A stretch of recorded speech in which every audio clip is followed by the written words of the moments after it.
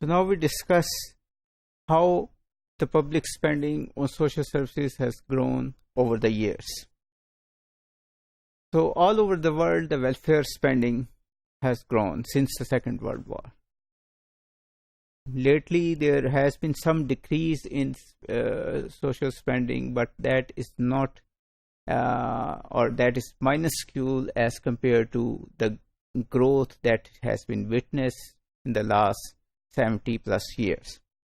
So if we look at, for example, the UK, and we have, studied it before in this course, that in the late 19th century, only 5% GDP of UK was spent on social services, and now it's around 25%. And it's not that only the percentage has grown, the UK GDP has grown many folds from the late 19th century to today. So this figure has grown almost 100 times or so. Similarly, welfare spending has also grown in developing world. As people become independent, they have more expectations from their own governments than from the colonial governments. Also, they were more educated, and they were more aware of their rights, so they wanted more. So if you look at the increase in spending, it's not a gradual spending increase. There are spurts.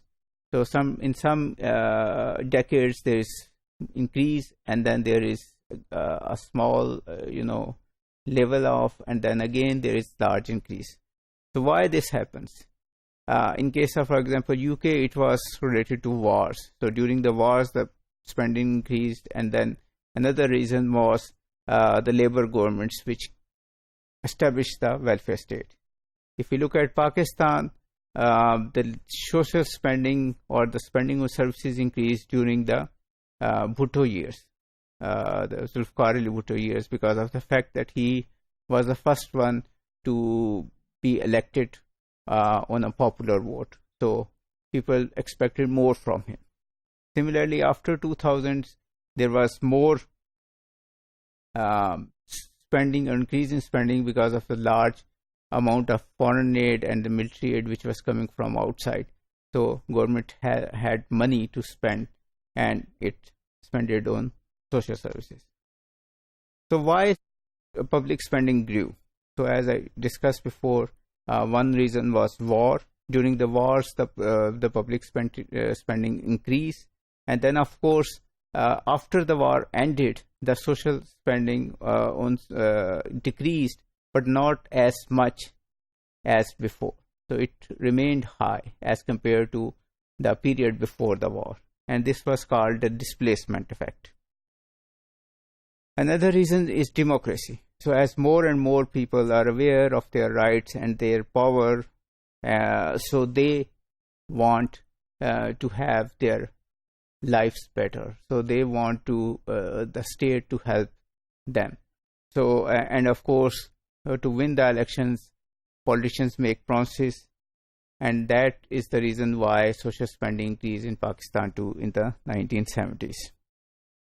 Then there is the relative price effect. So private sector productivity is always higher than the public sector. But of course, the public sector wants increased pay, or pay almost equal to the private sector. So when the pressure from the public sector unions and public servants increase, government increases the pay, but of course their productivity is not as much as private sector.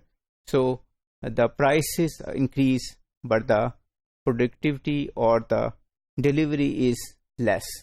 So that is again a reason for increased social spending. Then there is the neighborhood effect.